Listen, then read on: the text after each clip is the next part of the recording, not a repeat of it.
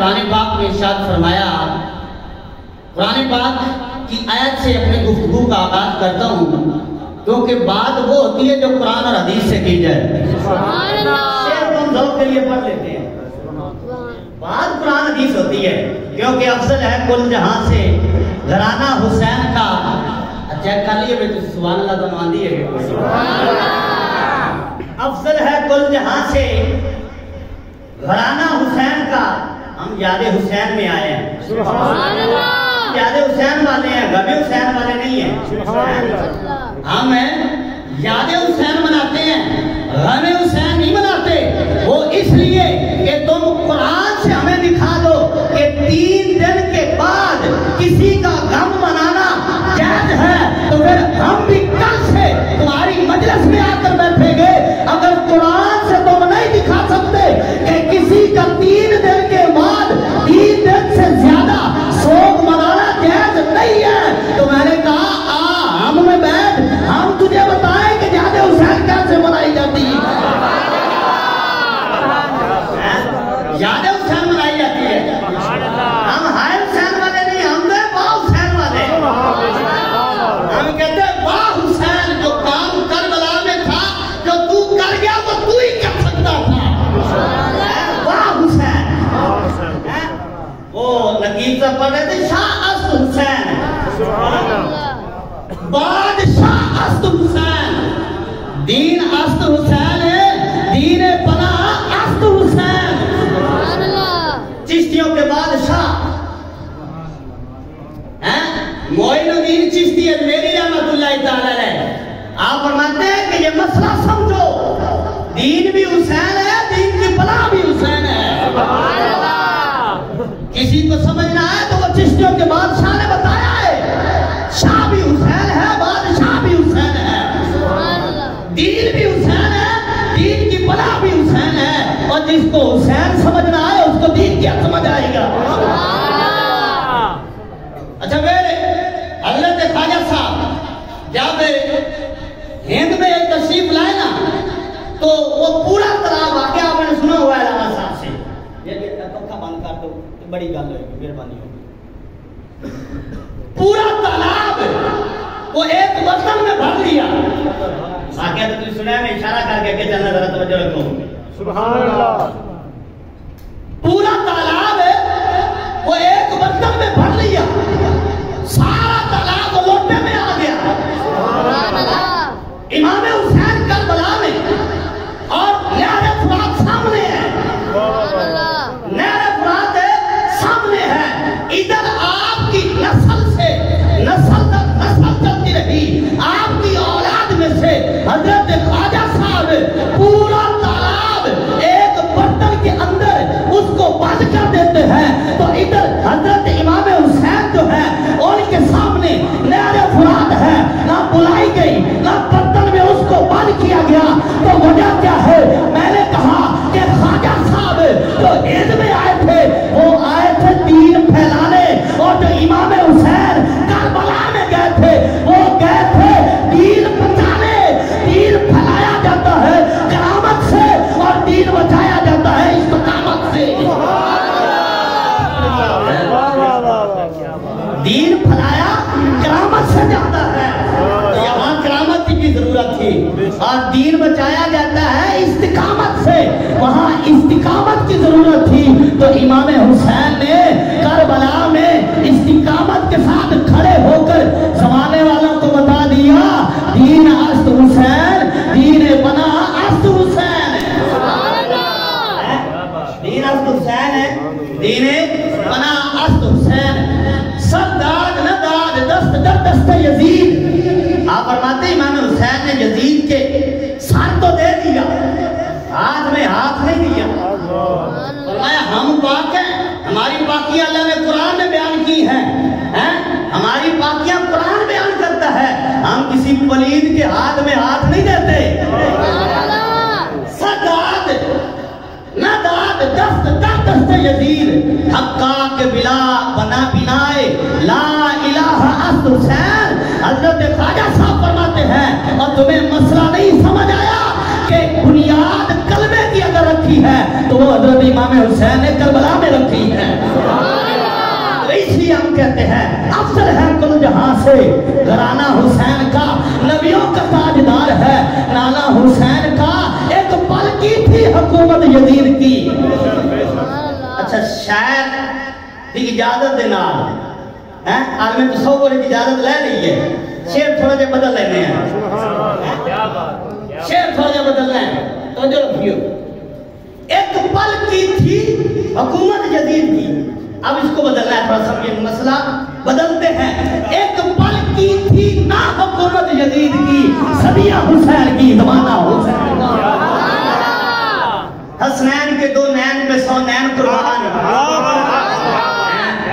حسنین کے تھوڑی توجہ ہے، تھوڑی اور کر لو، حسنین کے دو نین پہ 100 نین قربان، اور 100 نین کیا چیز ہے، کونین قربان، دو نین کیا چیز ہیں، کونین قربان۔ تو حضرات اکرامی جس آیت کریمہ کی میں نے تلاوت کی ہے میں اس کو مفہوم عرض کر کے موضوع کی طرف آتا ہوں۔ اللہ تبارک و تعالیٰ نے ارشاد فرمایا ان اللہ اشترى من المؤمنین انفسهم واموالهم بان لهم الجنہ، فرمایا مومنین نے جنت خرید لی ہے، جنت کے بدلے دیا کیا ہے، جان دی ہے، مال دیا ہے، جان دے کر مال دے کر مومنین نے جنت خریدی ہے، جنت ملتی ہے جان دے کر، جنت ملتی ہے جان دے کر، مال قربان کر کے، اگر جان دی جائے تو جنت ملتی ہے، اگر مال دیا جائے تو جنت ملتی ہے۔ ہم نے جنت کو خریدا، اللہ تعالیٰ نے بیچا، کس کے بدلے، جان کے بدلے، مال کے بدلے، اگر جان دی جائے تو جنت ملتی ہے، مال دیا جائے تو جنت ملتی ہے، اگر علی اصغر دیا جائے،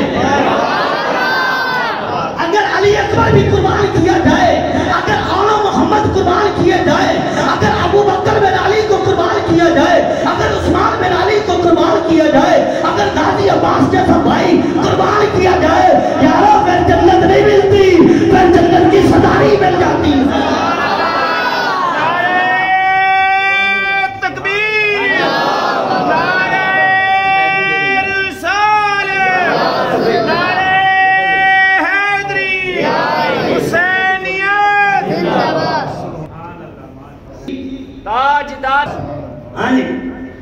جنت ملتی ہے جان دے کر، اگر علی اصغر کا بچپن دیا جائے پھر جنت نہیں، پھر جنت کی سرداری مل جاتی ہے۔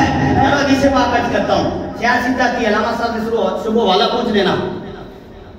ایک آدمی حج کے موقع پر تو جو ہے اب قرآن حدیث بیان کریں گے سبحان اللہ، ایک بندہ حج کے موقع پر سواری سے گرا، احرام باندھا ہوا ہے، تلبیہ کہہ رہا ہے، لبیک اللہم لبیک کہہ رہا ہے، سواری سے گرا، پاؤں اس کا لگام میں پھنس گیا اور گردن کے بل گرا، گردن ٹوٹ گئی، فوت ہو گیا۔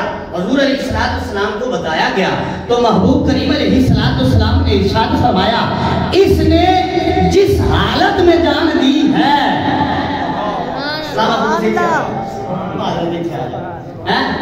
سرکار علیہ السلام نے کیا فرمایا؟ فرمایا کہ جس حالت میں یہ فوت ہوا ہے، جس حالت میں یہ فوت ہوا ہے، یہ قیامت کے دن اسی حالت میں اٹھایا جائے گا، یعنی احرام باندھا ہوگا، یعنی تلبیہ کہہ رہا ہوگا، اور میں اسی حالت میں قیامت کے دن قبر سے اٹھایا جائے گا۔ تو یارو اگر سوچو تو صحیح، وہ تلبیہ کرتا ہوا اٹھے گا، یارو سوچو تو صحیح، وہ احرام کی حالت میں اٹھایا جائے گا، تو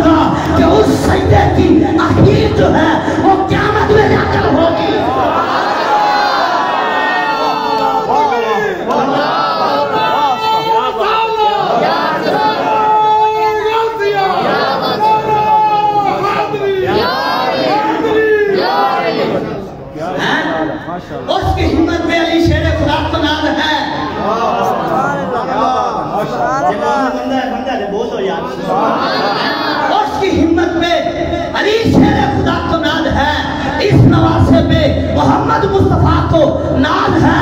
سجدے تو سب نے کیے، اس کا نیائی انداز ہے، اس کا نیائی انداز ہے۔ اس نے وہ سجدہ کیا کہ جس پہ خدا کو بھی ناز ہے، اس نے وہ سجدہ کیا کہ جس پہ خدا کو بھی ناز ہے۔ یارو دین محمدی کی عمر دراز جاری ہے، حسین بن علی کی نیاز جاری ہے۔ دین محمدی کی عمر دراز جاری ہے، دین محمدی کی عمر دراز جاری ہے۔ سر سجدے میں رکھ کے نہ اٹھایا حسین نے، سر سجدے میں رکھ کر نہ اٹھایا حسین نے، میرے حسین کی اب بھی نماز جاری ہے۔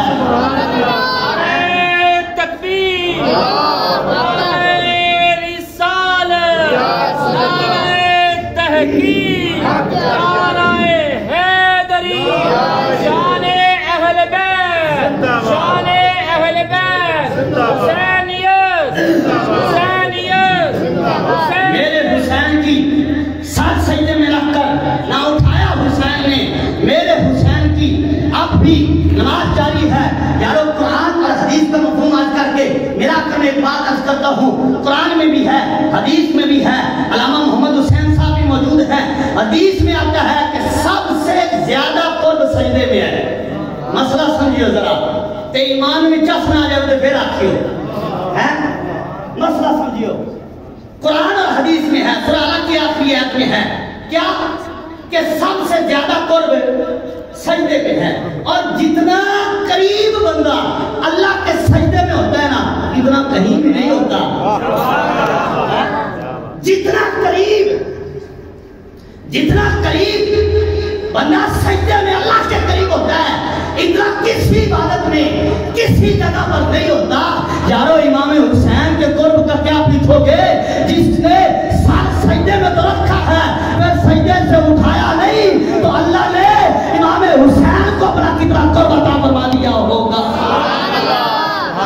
کتنا قرب ملا ہوگا کہ جنہوں نے سجدے میں سر تو رکھا ہے لیکن اٹھاتے ہوئے کسی نے نہیں دیکھا ہے۔ تیرے اور میرے لیے قرب سجدے میں ہے، تیرے اور میرے لیے قرب سجدے میں ہے، لیکن امام حسین کا قرب کیا پوچھو گے کہ جو اب بھی سجدے میں ہے، جو اب بھی سجدے میں ہے، تو ان کے قرب کا عالم یارو کیا ہوگا، اور اللہ تعالیٰ نے ان کو کتنا مقام عطا فرمایا ہوگا۔ اور پھر آئیے علامہ سیوطی کے حدیث پاک سے پھر میں ایک اور مفہوم کروں کہ یہ طرح حضور نے فرمایا علی جمع القرآن والقرآن مع علی، فرمایا قرآن علی کے ساتھ، علی قرآن کے ساتھ، اور قرآن علی کے ساتھ۔ حدیث پاک میں ہے حضور علیہ السلام بھونا ہوا گوشت تناول کر رہے ہیں، علامہ سیوطی نے حدیث لکھی ہے، بھونا ہوا گوشت تناول کر رہے ہیں۔ ایک فاحشہ عورت، بد زبان بد کلام عورت آگے سے گزرتی ہے، حضور علیہ السلام تشریف فرما ہے، اور یہ عورت اس کے بارے میں حدیث میں آتا ہے کہ یہ اتنی بد کلام تھی کہ اگر کوئی بندہ اس کو بازار میں دیکھ لیتا تو وہ راستہ ہی بدل لیتا، اتنی بد زبان تھی، اتنی فوش کلام تھی، لوگ راستہ بدل لیتے، اس سے کلام نہیں کرتے، کیونکہ اس کی زبان اچھی نہیں ہے، اس کا بول چال اچھا نہیں ہے، وہ کسی سے اچھی بات نہیں کرتی ہے، اس نے کی زبان سے کبھی کسی نے خیر نہیں سنی۔ تو اب حضور علیہ السلام تشریف فرما ہے، یارو ذرا توجہ رکھنا، حضور علیہ السلام تشریف فرما ہے، حضور علیہ السلام کھانا تناول فرما رہے ہیں، وہ عورت گزری، اس نے حضور کو دیکھا اور کہنے لگی کہ مجھے جو ہے نا وہ ایک لقمہ دو، جو اس کے منہ پہ آتا وہ بول دیتی، کسی کا حیا نہیں تھا، تو اس نے کیا دیا کہ ایک لقمہ دو، حضور نے لقمہ اٹھایا اور اس کو دیا، اس نے کہا نہیں یہ نہیں لینا، یہ نہیں لینا، یہ نہیں لینا۔ سرکار نے فرمایا پھر کون سا لینا ہے؟ تو اس نے کہا وہ لقمہ لینا جو آپ کے منہ میں ہے، وہ لقمہ لینا جو آپ کے منہ مبارک میں ہے۔ اب سرکار تو کرم والے نے میرے ترین سے گر قطرہ کسی نے مانگا، دریا بہا دیے ہیں، دربے بہا دیے ہیں،